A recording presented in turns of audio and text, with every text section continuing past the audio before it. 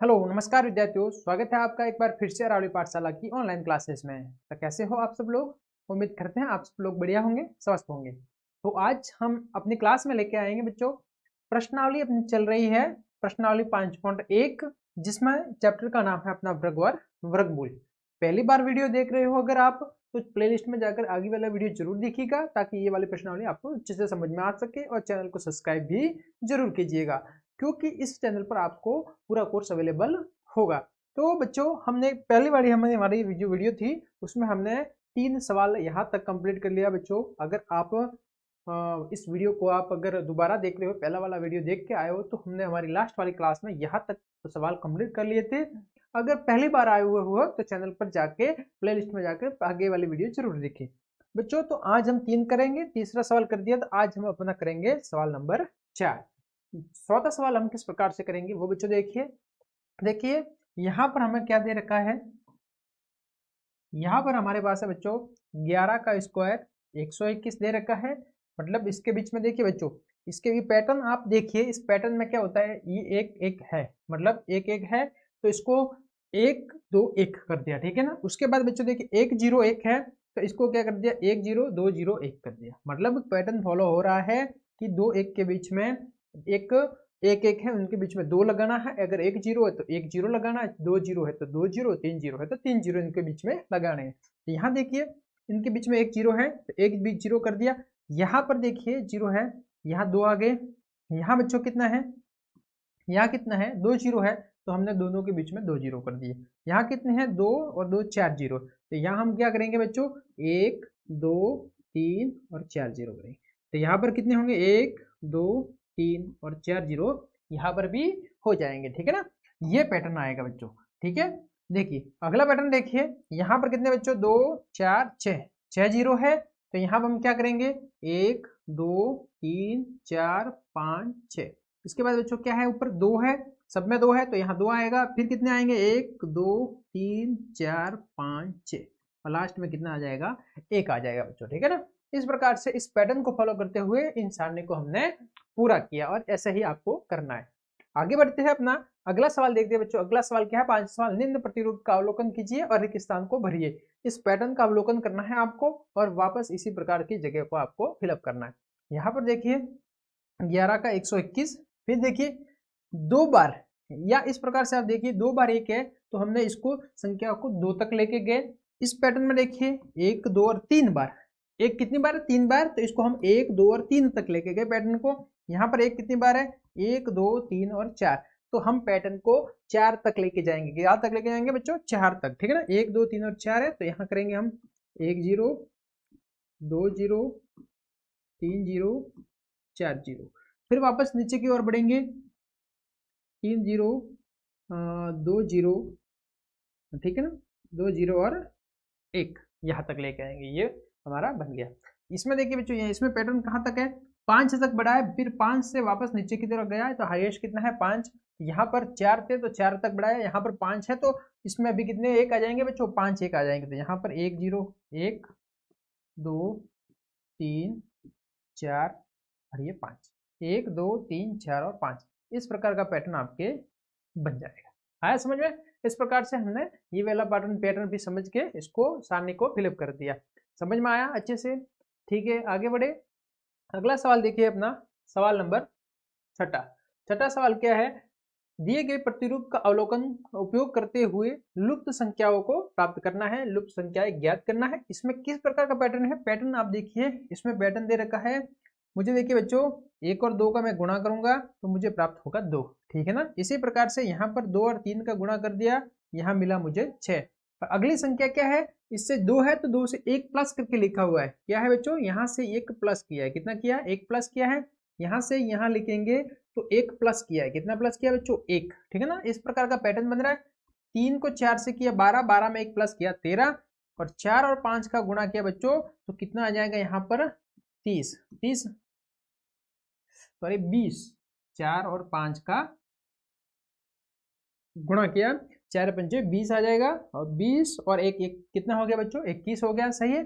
यहाँ देखिए, यहाँ पर यहाँ 5 और यहाँ पर कोई संख्या है जिससे मुझे गुणा करना है, फिर मुझे 30 मिलेगा। तो 5 को किससे गुणा करूंगा 30 मिलेगा, 5 को अगर 6 से गुणा करूंगा तो मुझे 5 संग 30 मिलेगा और 30 और 1 31 हो गया। यहाँ देखिए 6 और 7 का गुणा करेंगे कितना आ जाएगा बच्चों, 42 42 आएगा, 6 7 42, 42 में एक ऐड कर दिया बच्चों, यहाँ पर कितना आ जाएगा 43 43 आ जाएगा। इस प्रकार का पैटर्न को हमने कंप्लीट कर लिया। क्या है पैटर्न में, ये ध्यान रखना आपको, 1 और 2 का गुणा करेंगे तो वो संख्या यहाँ आ रही है और ये संख्या इससे जस्ट एक एक प्लस हो रहा है इसमें, बाकी ये पैटर्न आसानी से हल हो जाएगा। आया कंप्लीट समझ में। चलिए आगे बढ़ते हैं, अपना अगला सवाल देखते हैं। नेक्स्ट क्वेश्चन 7वां क्वेश्चन देखिए, योग सक्रिय किए बिना योगफल ज्ञात कीजिए। आपको जोड़ना नहीं है और आपको योग ज्ञात करना है। तो इसमें आपको एक शॉर्ट ट्रिक होती है, इसमें एक विधि होती है कि जितनी भी विषम संख्या है, लगातार विषम संख्या है, जितनी विषम संख्या है, देखिए कितनी विषम संख्या है 1 2 3 4 और 5। तो बच्चों यहाँ 5 है विषम संख्या, तो 5 का वर्ग कर दीजिए 25 आ जाएगा। तो इन संख्याओं का योग भी बच्चों 25 होगा। कितना होगा 25 होगा, ठीक है ना। लगातार विषम संख्याओं का है तो उनको जोड़ो आप, लगातार विषम संख्या कितनी है, जितने नंबर है उस नंबर का वर्ग करेंगे तो उन लगातार विषम संख्याओं का योग आ जाएगा। यहाँ पर देखिए कितनी है 1 2 3 4 5 6 7 8 9 10, कितनी है 10। वापस देखते हैं, एक आदि मिस न हो जाए, 1 2 3 4 5 6 7 8 9 10, कितनी विषम संख्या है बच्चों 10 है। तो अब 10 का वर्ग करेंगे कितना आ जाएगा, आपको सीधा सा पता है कि अपने पास विषम संख्या बच्चों कितनी है, यहाँ पर 10 विषम संख्या है और 10 का वर्ग करेंगे तो कितना हो जाएगा 10 का वर्ग करेंगे। देखिए बच्चों 10 है संख्या है, विषम संख्याओं की संख्या है 10 और 10 का मैंने वर्ग कर दिया तो कितना हो गया 100। तो यहाँ पर संख्याओं का योग बच्चों 100 हो जाएगा। कंप्लीट समझ में आया। आगे देखते हैं, ये देखिए 1 2 3 4 5 6 7 8 9 10 11 और 12, कितने हैं बच्चों 12। तो यहाँ पर मुझे आएगा योग करना है तो 12 का स्क्वायर हो जाएगा, 12 का स्क्वायर होता है 144। तो इन संख्याओं का योग कितना हो जाएगा बच्चों 144 हो जाएगा। इस प्रकार से हमको आज को हल करना था, ठीक है। कंप्लीट समझ में आया, सरल है, बिल्कुल सरल है, इसको ज़्यादा लोड लेने की जरूरत नहीं है, एकदम इजी वे में आपको समझना है। जितनी विषम संख्या है 10 है 12 है 14 है, जितनी भी विषम संख्या होगी विषम संख्याओं के नंबर के 12 संख्या तो 12 का वर्ग, 13 संख्या तो 13 का वर्ग कर देंगे, इनका योग आ जाएगा। समझ में आया अच्छे से। चलिए आगे बढ़ते हैं, अपना अगला वाला सवाल देखते हैं। 49 को 7 विषम संख्याओं के योग के रूप में लिखिए। तो 49 है, कितने हैं बच्चों 49 को 7 विषम संख्याओं के योग में लिखना है तो कैसे लिखेंगे, पहले विषम संख्या 1 3 5, फिर बच्चों कितनी होगी 5 के बाद 7 9 और 11, कितनी हो गई 1 2 3 4 5 6, 6 के बाद 1 आ जाएगी 13, ये 7 संख्या होगी। कितनी होगी बच्चों 7, 1 2 3 4 5 6 7, कितनी संख्याएं होगी बच्चों ये 7 संख्याएं। अब इन 7 संख्याओं को आप जोड़ दोगे तो कितना हो जाएगा 49, कितना हो जाएगा बच्चों 49, ठीक है ना। एक कितना है बच्चों 121 है, कितना है 121। तो 121 को लिखना है 11 विषम संख्याओं के योग के रूप में लिखना है। देखिए 7 का तो 49 का तो वर्गमूल निकालेंगे 7 हो जाएगा, 121 का वर्गमूल हो गया 11, 11 हो जाएगा, ठीक है। 11 का वर्ग करते हैं तो 121 होता है। तो ये 121 है, ये 11 विषम संख्याओं के योग के रूप में आएगा।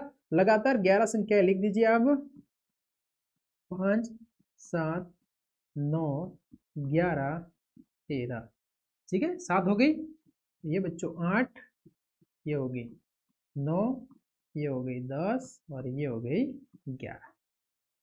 इस प्रकार से ये 11 विषम संख्याओं के योग के रूप में लिख दिया। समझ में आया अच्छे से, ठीक है ओके, समझ में आया यहाँ तक बच्चों अच्छे से। अगला सवाल देखते हैं, नेक्स्ट क्वेश्चन, अंतिम सवाल है इस प्रश्नावली का। निम्नलिखित संख्याओं के वर्ग के बीच में कितनी संख्याएं है, इन संख्याओं के वर्ग के बीच में कितनी संख्याएं है। मतलब पहला सवाल है जैसे हमारे पास 12 का वर्ग और 13 का वर्ग, इन दोनों ही संख्याओं के वर्ग के बीच में कितनी संख्याएं है। जैसे कि इसका वर्ग कर दिया 144 और एक है इसका हो जाएगा 169, इन दोनों के बीच में कितनी संख्या है वो संख्या आपको ज्ञात करनी है। तो आप इस प्रकार से अगर करने जाओगे तो ये बहुत ही लंबा प्रोसेस हो जाएगा और इस प्रकार से हम ज्ञात नहीं कर पाएंगे। इसके लिए आप शॉर्ट ट्रिक देखिए, सही तरीके से आप कैसे करोगे। सबसे पहली चीज होती है कि इसमें आप दोनों संख्याओं को जोड़ के एक घटा दीजिए। तो कितना हो गया बच्चों, इन दोनों को जोड़ के एक घटा देंगे तो बच्चों ये 24 हो जाएगा। ठीक है, ये हो गया, मतलब 24 संख्याएं होगी इन दोनों के वर्ग के बीच में। एक तरीका होता है 2n, जिसका फॉर्मूला होता है 2n, और n बराबर होती है बच्चों छोटी संख्या होती है, छोटी संख्या जो होती है उसको हम n लेते हैं और 2 गुणा 12, तो इस प्रकार से इसका आंसर बच्चों आ जाएगा 24। तो इस प्रकार से ये दोनों विधि आप कर सकते हो। इसमें आपको ये विधि बहुत ही ज़्यादा हेल्पफुल होगी। इस विधि से आप सवाल करोगे कोई गलत नहीं आएगा और सरल तरीके से आपके हल हो जाएगा। चलिए तो हम पहला सवाल हल कर देते हैं। देखिए पहला क्वेश्चन हमने हल कर ही दिया है। आगे देखिए, जैसे 12 है, छोटी संख्या कौन सी है 12, तो n बराबर होगी बच्चों 12 और 2n, तो यहाँ पर 2 इंटू 12 तो कितना हो गया बच्चों 24। हमारे पास आंसर कितना आया 24। अतः 12 व 13 के वर्ग के बीच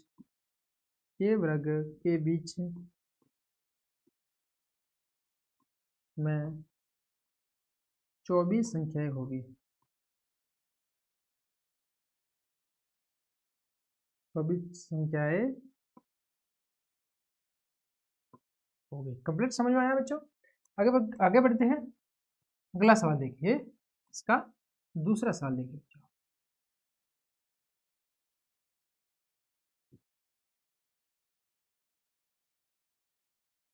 दूसरा सवाल आप देखिए, इसका सेकंड वाला क्वेश्चन देखते हैं। सेकंड क्वेश्चन क्या है बच्चों, 25 और 26 के बीच में, 25 और 26 26, 25 और 26 के बीच में ज्ञात करना है बच्चों। कैसे करेंगे, n बराबर होगा हमारा 25, ठीक है। अब फॉर्मूला क्या है 2n रखना है हमको, 2 गुणा 25 तो कितना हो जाएगा अपने पास 50। अतः 25 और 26, 25 व 26 के वर्ग के बीच में 50 संख्या होगी। कितनी होगी बच्चों 50 संख्याएं। समझ में आया? चलिए इस प्रकार से हमने ये अपना दूसरा सवाल कर लिया। अब इसका बच्चों तीसरा सवाल है, वो देखिए अच्छे से। देखिए थर्ड क्वेश्चन है 99 और 100। थर्ड वाला क्वेश्चन है 99 और 100।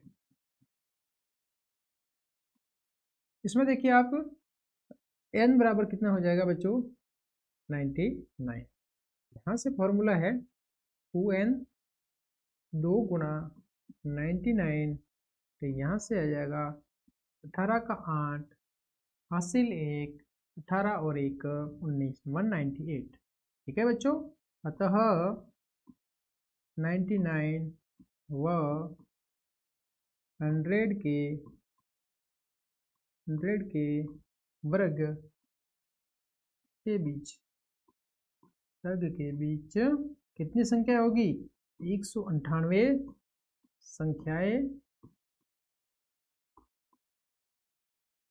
संख्याएं होगी। कंप्लीट बच्चों समझ में आया? इस प्रकार से हमने बच्चों यहाँ पर अपने तीनों ही सवाल कंप्लीट कर लिए हैं। उम्मीद करते हैं आपको अच्छे से ये सवाल समझ में आए होंगे। और ये जो चैनल है, जो आप वीडियो देख रहे हो, अगर आपके लिए हेल्पफुल रहा है तो आप इस वीडियो को ज़्यादा से ज़्यादा दोस्तों के साथ शेयर कीजिए, चैनल को सब्सक्राइब कीजिए, लगातार हमारे साथ बने रहिए और हम आपके लिए बेहतरीन से बेहतरीन करने की कोशिश करेंगे। धन्यवाद। मिलते हैं बहुत ही जल्द नेक्स्ट प्रश्नावली अपने 5.2 के साथ। तब तक के लिए गुड बाय।